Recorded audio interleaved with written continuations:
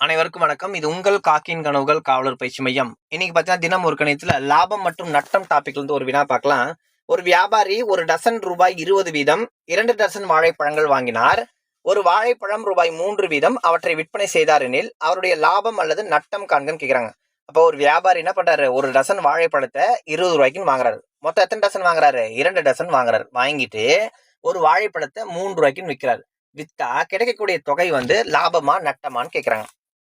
அப்போ ஒரு வியாபாரி ஒரு டசன் ரூபாய் 20 வீதம் 2 டசன் வாழைப்பழங்கள் வாங்குறாரு. அப்போ எத்தனை டசன் வாங்குறாரு? 2 டசன் வாங்குறாரு. இப்போ 2 இன்ட்டு ஒரு டசன் எவ்வளோக்கு வாங்குறாரு? 20 ரூபாய்க்குன்னு வாங்குறாரு. இப்போ 20 ரூபாய். இப்போ 2 இன்ட்டு 20 40 ரூபாய். இப்போ 2 டசன் எவ்வளோக்கு வாங்குறாரு? 40 ரூபாய்க்குன்னு வாங்குறாரு. பாருங்க, ஒரு டசன்ல எத்தனை பழம் இருக்கும்? 12 பழம் இருக்கும். எத்தனை டசன் வாங்குறாரு? 2 டசன் வாங்குறாரு. இப்போ 2 இன்ட்டு 12 24 பழங்கள் வாங்குறாரு.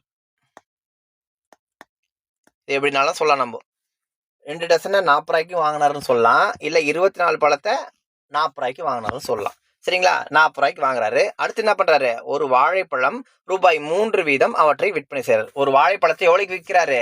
3 ரூபாய்க்கு விற்கிறாரு. மொத்தம் எத்தனை பழம்ப்பா?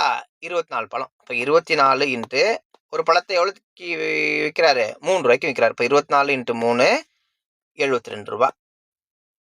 பாருங்க, 40 ரூபாய்க்கு வாங்குறாரு. இப்போ 72 ரூபாய் விற்கிறாரு. அது பாருங்க, வாங்கியதோட விற்கிறது அதிகமாக வைக்கிறார். அப்போ என்ன, அது லாபம் நட்டமா? லாபம். இப்போ லாபம் கண்டுபிடிக்கணும், என்ன பண்ணோம்? விற்ற விலையிலேருந்து வாங்கிய விலையை கழிக்கணும். விற்ற விலை எவ்வளோப்பா? 72. வாங்கிய விலை எவ்வளோப்பா? 40 ரூபா. இப்போ 72 மைனஸ் 40 32 ரூபாய். இது லாபமா நட்டமாப்பா? 32 ரூபாய் லாபம். 32 எங்கே இருக்கு பாருங்க ஆப்ஷனில். Answer option D, 32. தேங்க்யூ.